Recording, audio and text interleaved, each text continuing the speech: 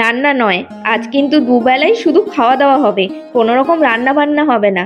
এই গল্প শুধু আমার বাড়িতে নয়, এখানে যত মানুষ দেখছেন সব মানুষের বাড়িতে কিন্তু আজ এই গল্পই। রান্না না থাকলে কি হবে, আমাদের মতো সংসারী মেয়েদের কাজের শেষ থাকে না। তার উপরে যদি হও ওয়ার্কিং ওমেন, সপ্তাহে মাত্র 2টো দিন পাবে সমস্ত কিছু পরিষ্কার করা। আজ শাশুড়ি বৌমাদের দুজনে মিলে সকাল থেকেই লেগে পড়েছিলাম ঘরগুলোকে পরিষ্কার করতে। ঘর তো রোজই পরিষ্কার হয়, ঘর ঠিক নয়, আসবাবপত্রগুলো মোছামুছি করতে। একদম রোড সাইডে বাড়ি তো, প্রত্যেকটা জিনিসের উপর ধুলোর আস্তরণ পড়ে যায়।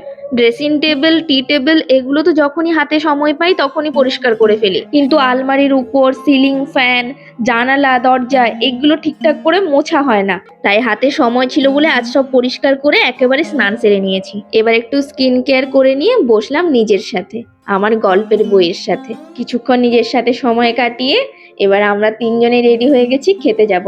বাবা আগেই খেয়ে চলে এসছে, এবার আমরা তিনজনে যাচ্ছি। মা তো আজকে আবার রাঙা টুকটুকে বউ সেজেছে, তার মধ্যে আবার ঘুমটা দিয়েছে। বাহ, কি সুন্দর লাগছে তাই না? এবার বলি কেন আমাদের বাড়িতে রান্না বন্ধ।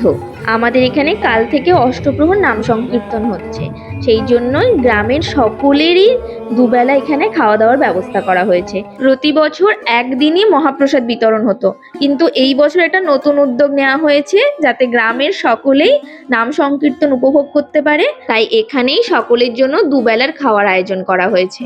সবাই মিলে একসাথে বসে এখানে ডাল আর 5 তরকারি দিয়ে অন্নভোগ গ্রহণ করলাম।